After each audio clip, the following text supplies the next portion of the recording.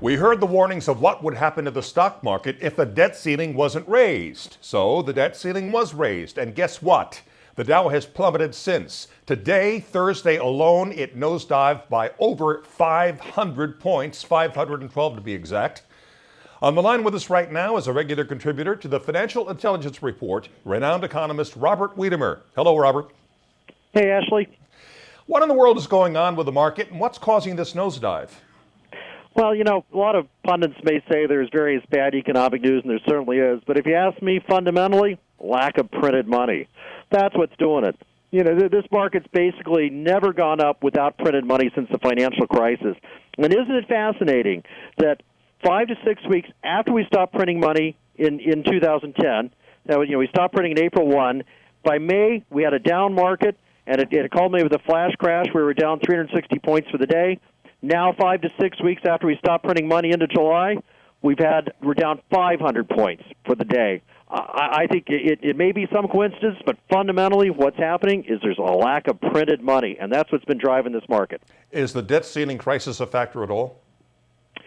I think it's a precipitating factor. It's one of those things that it brings up the fact that we have some real fundamental economic problems, just like the bad GDP numbers, the bad ISM numbers.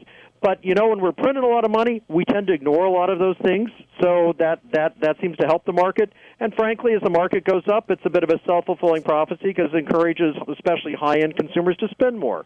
But fundamentally, that's that bad economic news that's driving things. It was covered over by printed money. Could we have another flash crash?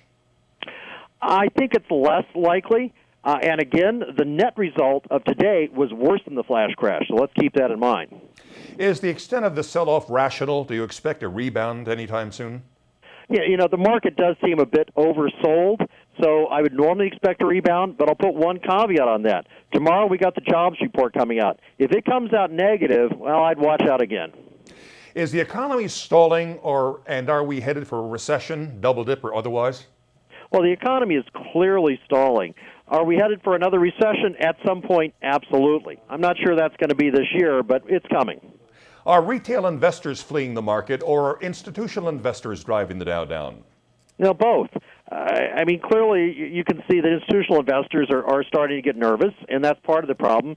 But retail investors were also getting nervous in advance of the end of QE2, and clearly got nervous with all the circus over the debt ceiling.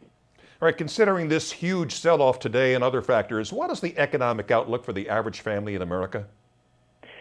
Well, I think that for a while we're going to still see stagnation. But and I might add that this market going down increases the likelihood that Fed's going to go in and print more money to push it back up, and that printed money will help the market. That will help encourage people, especially, again, that top 20% of our income earners who do 40% of this consumer spending to spend more.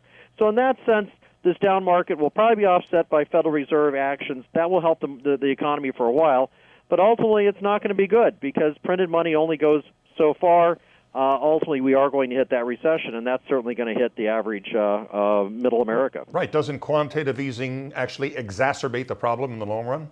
It absolutely does. It's money from heaven, which I say is the path to big problems. So there's no question that printed money, it gives you a quick high, but ultimately it's followed by a horrible aftershock. Where is the safest place for investors to ride this out? Currencies, gold? Are there any new safe havens emerging? Well, at my money management firm, at Absolute, we are invested in gold. We are invested in currencies. We certainly like both of those. So those are certainly part of any good portfolio. We've certainly done well during these downturns, and any investor who invests in that type of thing will generally do well. Though gold did go down a bit today, so it is volatile, but I think overall those are good places to be. We've heard concerns about unemployment, GDP, and debt figures, but what's in store with inflation, and how do you see that affecting monetary policy? Well, I think that's the biggest problem going. I think inflation is like the housing crisis in 2003. Nobody sees that housing prices were getting way out of line of increase in income, and nobody seems to think that when you print a lot of money, you're going to get inflation. I think you will. I think that's coming. And interestingly, if we do have another QE3, I think you're going to find that several members of the Federal Reserve Board actually vote against it. So I think there's growing concern that this is going to cause inflation. That said, I think they'll still probably pass more money printing, but I think you're going to find some internal disagreement on that at the Federal Reserve, indicating a growing concern that is going to create inflation, and I certainly think it's going to create inflation. Do you see any credence to the argument that cash is king? Well, it certainly did better today than the stock market. Robert Wiedemer, as always, thanks so much for your expertise. Absolutely.